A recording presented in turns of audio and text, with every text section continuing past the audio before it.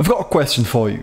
You know when you spam a lot of pings and you get locked out of using them for a while? Well, I want you to guess how long that cooldown is.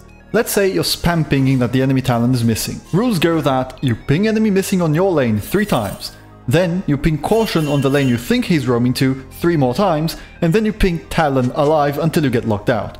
But what if the Talon doesn't roam? In fact, it was a fake out and he came back mid lane from another angle to dive you along with 3 other people. Well, guess what? Whatever summoner spells they use, whatever help me pings you use, anything you try to ping, sorry mate, you're locked out of pinging for the next 2 minutes. Do you know how much could happen in 2 minutes? You've probably come across a clip in the last few weeks that illustrates the point pretty well. Right, let me ping so my team knows what's happening. Hello? I still can't ping, I'm legit fucking muted. I need assistance. Hello? What is this? When can I... I'm gonna die because of this garbage. Assist me! Hello? So, in order to prevent 14-year-old little Timmy from spam pinging enemy missing on top of you whenever you miss a last hit on a caster minion, or pinging you alive repeatedly, Riot decided to limit pinging for everyone else, even if they were using these systems as intended. The clip you just saw is the last straw that broke the camel's back for me to make this video. So I wanted to talk not just about toxicity and how about it's obviously a problem, but mainly about how Riot's approach to fighting it has collateral damage that makes the game slightly worse for everyone else. And yes, I am going to talk about the bait ping. But before that, I wanted to let you know about this video's sponsor, Porofessor. Because if your teammates is pinging off cooldown, they can ping you some of the spells that the enemy just used. Instead of keeping track of those chat timestamps and adding like 5 or 4.25 minutes to calculate when that flash is coming back, you could just click the overlay icons and the job's done. It even accounts for when people have Ionian boots or brought any runes from the inspiration tree. It also helps you before the game even starts by showing you a quick analysis of your team composition, which probably has a, let me guess, low CC, low peeling, bad deep push, but hey, good backline access. Sounds like the average Emerald team comp to me.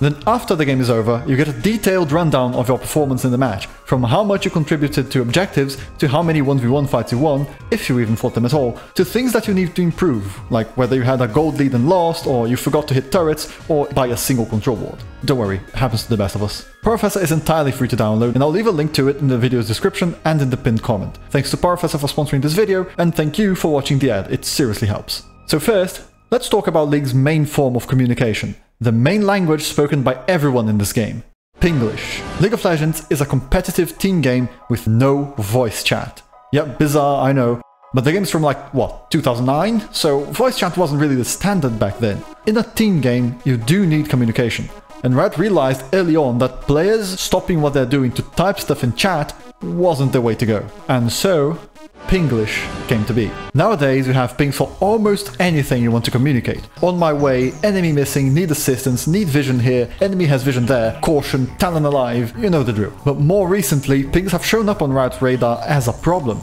People would spam the enemy missing question mark on top of their teammates when they made a mistake. Annoying, but nothing too out there. Then, the ping will change in, I believe, Season 13, going from 5 pings, plus the generic one, to 9, introducing the hold area, bait, push and all-in pings, as well as the new vision ping wheel, all with their varying degrees of usefulness, but goddamn, can we just show some appreciation for the push ping? There was one wee problem though. Pinging was already used as a tool to kind of soft flame people without really risking a chat ban at all. The question mark used to be the go-to, but the new bait ping when it was first introduced had a shape evocative of a noose. So as one might expect, it wasn't used to tell teammates to wait in a bush and bait and engage from the enemy, it was used to tell a teammate, in no uncertain terms, to... Seeing this, Riot changed the icon to be less noose-shaped and more like fishing hook-shaped, which was the idea all along, but the damage was already done. So in order to fix the problem, they went with the nuclear option, a ping overhaul. Not only did they remove the bait ping entirely, they also removed the hold area and vision cleared pings, which I might forgive them for in the future.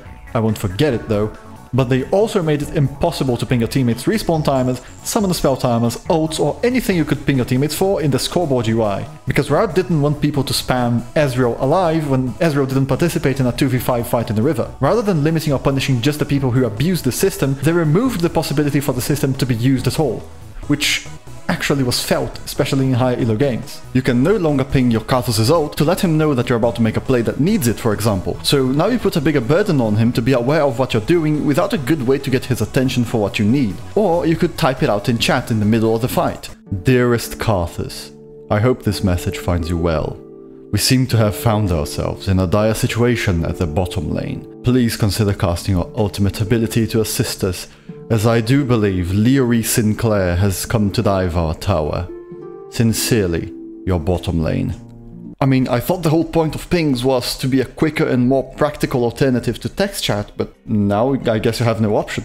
So, with Pinglish getting nerfed, players went to team chat, which, while not optimal, is at least better than praying that the entire team is on the same page. Riot recently increased their punishments for chat abuse, a zero-tolerance policy essentially, and while I get what they are trying to accomplish, it also affects people who aren't abusing the system. Chat restrictions being shot left and right, even for things that aren't really bringing the quality of games down. Like, if someone spams lures and keep yourself safe in chat, I expect them to get permabanned. But getting a restriction because of jungle diff seems a little overboard if you ask me, even if I don't like the attitude. It's like cutting off your own fingers in order to trim your nails. Sure, you got the job done, but at what cost? You might disagree, but I'm of the opinion that a big strength of a team game like League is the social part of communicating with your teammates and working together for a win. If someone is being a knob, it's not the game's fault for allowing them to chat, it's their fault for being a knob.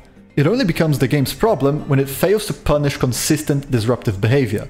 And without opening the can of worms that is the lack of punishment for soft hinting, I think Riot does a decently good job of punishing people who abuse text chat at the very least. It's the false positives that make it a minefield. Like, for example, my friend the other day got chat restricted for something that was like, oh man, you didn't swap with me on champ select, ADC diff.